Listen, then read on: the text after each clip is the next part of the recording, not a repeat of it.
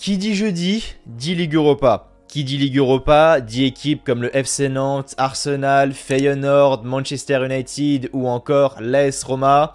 Et s'il y a bien une équipe qui ne va pas tarder à rejoindre ces équipes-là, c'est bien le FC Barcelone. Car après la victoire de l'Inter 4-0 face à Plitzen et après sa défaite 3-0 face au Bayern, le FC Barcelone est officiellement éliminé de la Ligue des Champions dès la phase de groupe pour la deuxième fois consécutivement et se voit reversé en Ligue Europa. Mais comment en sont-ils arrivés là ? Faut-il s'inquiéter pour la suite? Au contraire, réussiront-ils à redorer le blason en allant remporter cette fameuse Ligue Europa? C'est ce que nous allons voir aujourd'hui au travers de cette vidéo.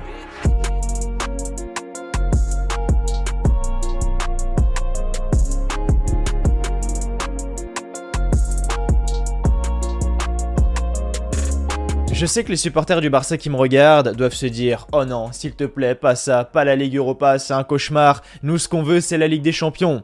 Je sais, sauf que le problème c'est que même s'il reste un match à jouer face à Plitzen, le Barça a seulement 4 points, dont 6 de retard sur l'Inter.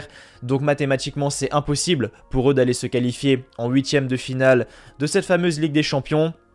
Mais comment le Barça en est arrivé là? Comment le FC Barcelone qui cet été est allé chercher Lewandowski, Rafinha, Kessié, Christensen ou encore Koundé a pu terminer 3e de son groupe? Selon moi, il y a deux facteurs. Le match aller face à l'Inter à l'extérieur et le match retour face à l'Inter à domicile parce qu'on savait que la deuxième place allait se jouer entre le FC Barcelone et l'Inter. On savait que le Bayern allait terminer premier et que Plitzen allait terminer dernier. Mais voilà, pour moi le match aller déjà parce que selon moi, et c'est mon avis personnel, j'aime pas dire ça mais pour moi le Barça a été volé parce qu'il se voit refuser un but de Pedri après une main d'Ansu Fati. Effectivement c'est Ansu Fati qui dévie ce ballon de la main.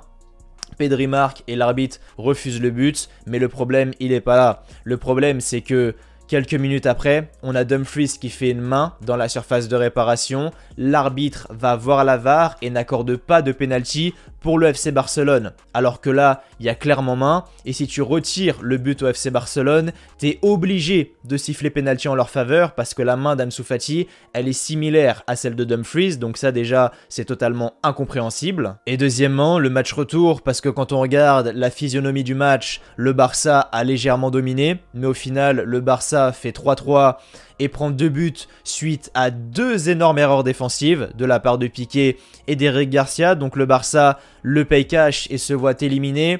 Et je tiens quand même à faire un gros big up au Bayern Munich parce que être premier du groupe, là invaincu en ayant tout gagné avec le FC Barcelone et l'Inter, c'est très très fort. Et je trouve qu'on le sous-estime un petit peu alors que c'est vraiment une top performance. Donc les conséquences pour le Barça, elles sont assez importantes parce que quand tu vois le mercato estival qui a été réalisé, terminer 3e de son groupe et être reversé en Ligue Europa, c'est littéralement une désillusion. Et je pense à tous les supporters du Barça qui ont taillé CR7 parce qu'ils jouaient en Ligue Europa, alors que dans quelques mois, le Barça, eux, vont retrouver CR7 en Ligue Europa. Mais bref, blague à part, si se retrouver en Ligue Europa a bien des conséquences sur le projet sportif, elle en a également sur l'aspect économique. Parce qu'on le sait, le FC Barcelone a activé énormément de leviers économiques pour se permettre de recruter autant de joueurs, pensant qu'avec ces recrues, ils iraient au moins jusqu'en quart de finale de Ligue des Champions, ce qui leur permettrait de rembourser un petit peu tout ça, mais ils s'attendaient sûrement pas à se retrouver en Ligue Europa avec une équipe aussi compétitive. Parce que ce que tu touches en allant jusqu'en quart de finale de Ligue des Champions et ce que tu touches en étant reversé en Ligue Europa, la différence, elle est stratosphérique. On parle pas de 15-20 millions d'euros, là non, c'est beaucoup plus que ça. Et même si tu gagnes la Ligue Europa, tu touches beaucoup moins en gagnant cette dernière, plutôt qu'en allant jusqu'en quart de finale de Ligue des Champions. Du coup, ce qui est sûr, c'est que le Barça va être confronté à un réel problème économique. Alors, je dis pas qu'il va falloir vendre tout l'effectif et jouer avec les joueurs de la réserve. Non, c'est pas ce que je veux dire. Ce que je veux dire, c'est qu'au niveau du mercato, ils ne seront pas en position de force, c'est-à-dire que lorsqu'un club va proposer un certain montant pour un joueur, si le montant est intéressant, ils ne seront pas en position de force pour refuser. Ils devront céder ce fameux joueur, notamment des joueurs à forte valeur marchande sur lesquels tu as investi précédemment et qui pourraient te rapporter une certaine plus-value. Donc ce qui est sûr, c'est qu'il va y avoir un impact réel sur les finances du FC Barcelone.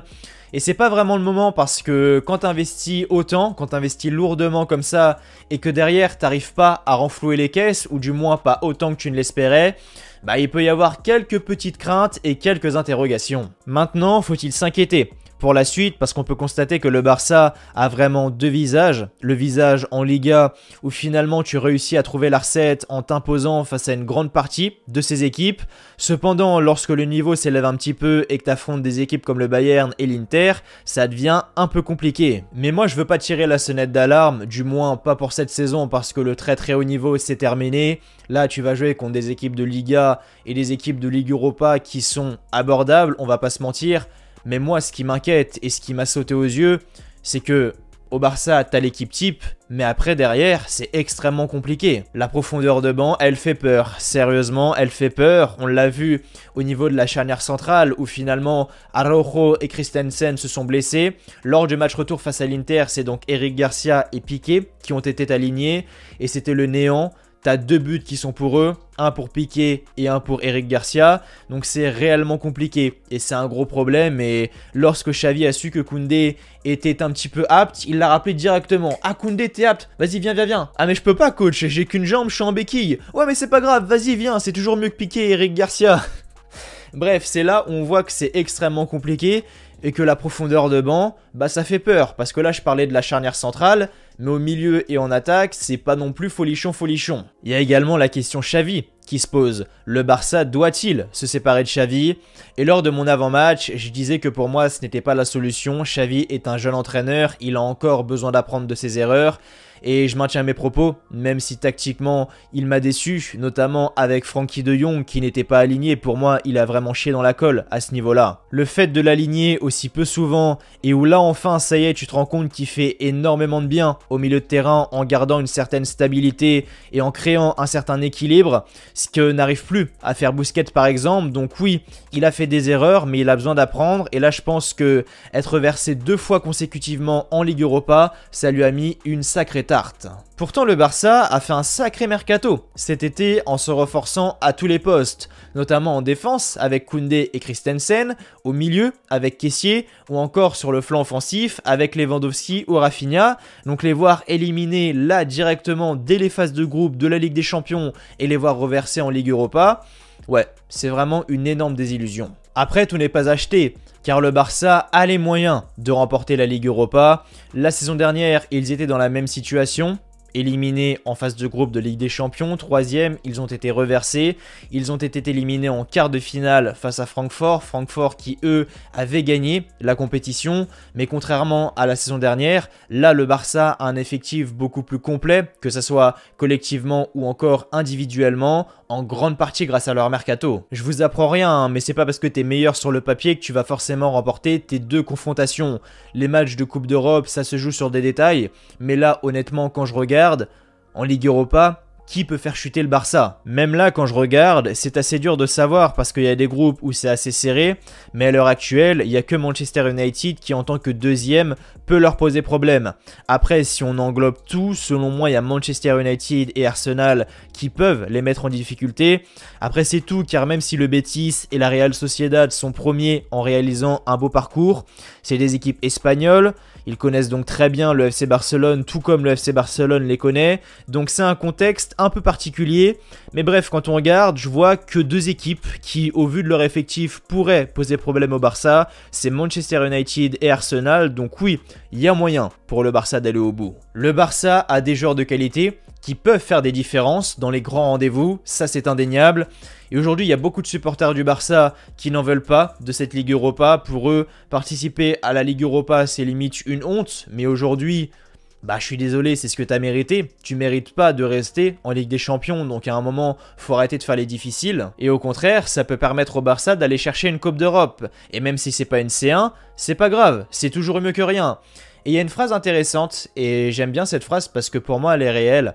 La phrase c'est « Parfois, c'est en te cassant la gueule que tu arrives à te reconstruire ». Le Barça actuellement s'est cassé la gueule, 3e du groupe, reversé en Ligue Europa, mais le Barça peut remporter cette Coupe d'Europe et finalement, ça sera l'élément déclencheur qui leur permettra de se reconstruire et d'à nouveau performer en Ligue des Champions comme les saisons précédentes, là les belles saisons du grand FC Barcelone. Donc si on fait un bilan plus global, là rapidement, le Barça a merdé en Ligue des Champions, ce qui sur le plan sportif est très décevant, mais ce qui sur le plan économique aurait également un énorme impact. Après, le club n'est pas en train de couler, hein, il n'y a pas panique à bord, loin de là, mais ils continuent leur reconstruction tranquillement et peut-être, je l'espère pour eux, gagner cette Ligue Europa qui pourrait leur permettre de franchir ce pas et de se reconstruire de la meilleure des manières. En tout cas, ils en ont les atouts nécessaires. Voilà les amis, c'était tout pour cette vidéo concernant le FC Barcelone. Est-ce que le FC Barcelone peut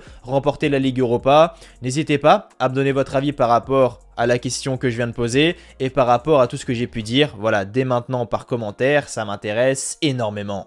Avant de partir, si la vidéo vous a plu, n'oubliez pas de mettre un petit like, un petit pouce bleu. Voilà, ça me ferait vraiment extrêmement plaisir. Et n'oubliez pas également de vous abonner à la chaîne YouTube. Voilà, si vous êtes un énorme fan de foot, cette chaîne est faite pour vous, donc abonnez-vous. Je voulais vous remercier pour les retours. Le débrief du match entre le FC Barcelone et le Bayern Munich en termes de chiffres, c'est juste exceptionnel. Donc merci à vous pour votre soutien. Nous on se retrouve très prochainement pour de nouvelles vidéos. D'ici là, prenez soin de vous. Je vous souhaite comme toujours que du bonheur, que des bonnes choses. Portez-vous bien et merci à vous d'avoir regardé cette vidéo. Allez, ciao, bye bye.